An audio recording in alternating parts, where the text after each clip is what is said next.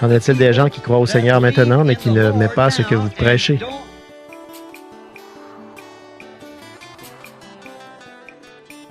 Frère Branham, devrions-nous aller aux autres églises, même s'ils ne sont pas d'accord avec vous?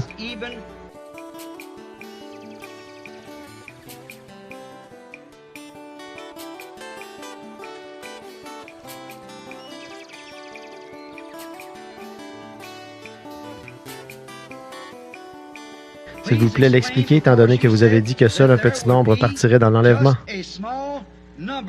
Ce sont ceux qui sont sur la terre qui vont être changés. Jésus a dit, étroite est la porte, resserrez le chemin, et il y en aura peu qui les trouveront. Qu'en est-il des gens qui croient au Seigneur maintenant, mais qui ne mettent pas ce que vous prêchez? Ils ne sont pas obligés de croire ceci. Ils ne sont pas obligés de le croire tel que moi je le prêche. Voyez, ils ne sont pas obligés de croire ça. Pour ce qui est du message du dernier jour, seront-ils sauvés? Oui, s'ils croient le Seigneur.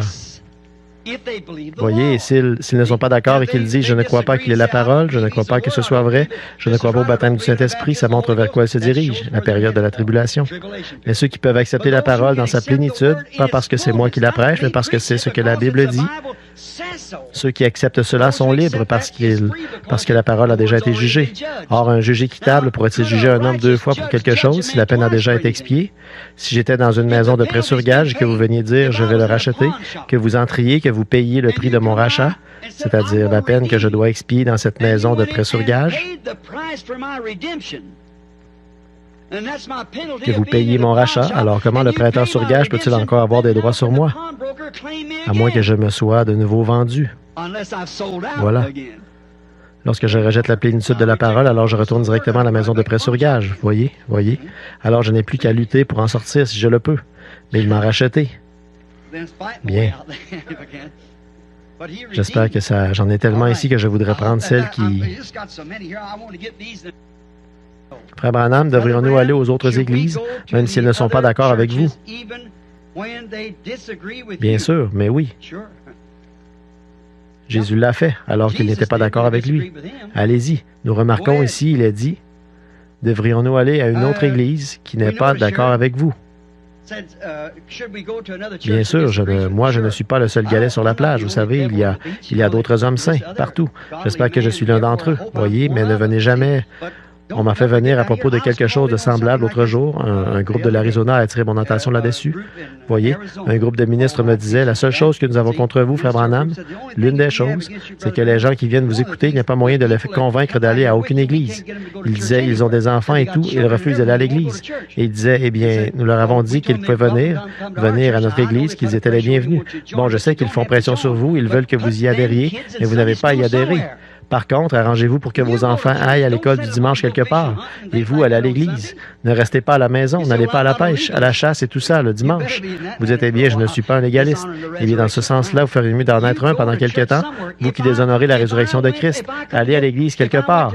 Si je ne pouvais pas recevoir, si j'allais à une certaine église où je sais qu'il n'y a qu'une seule chose que ces gens disent à laquelle je crois, ils disent qu'ils croient que Jésus était le Fils de Dieu, ils disent le croire.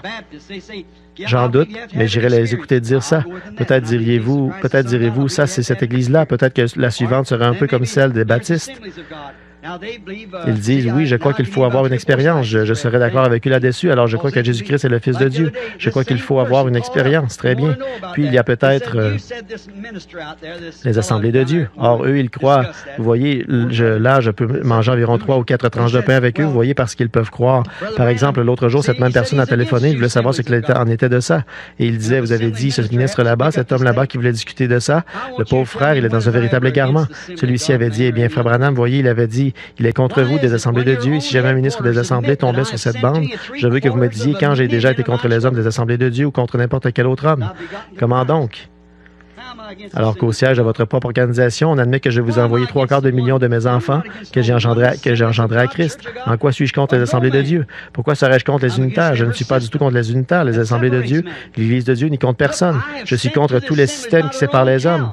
Regardez, j'ai envoyé aux assemblées, d'après leur propre calcul, 3/4 de millions de mes propres enfants. S'ils sont si mauvais, pourquoi est-ce que j'ai fait ça?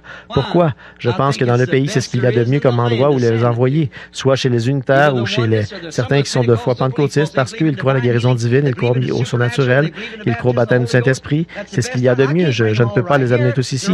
Ils sont partout dans le monde. J'ai des amis partout dans le monde, des enfants que j'ai engendrés à Christ. Je les enverrai à ce qu'il y a de mieux.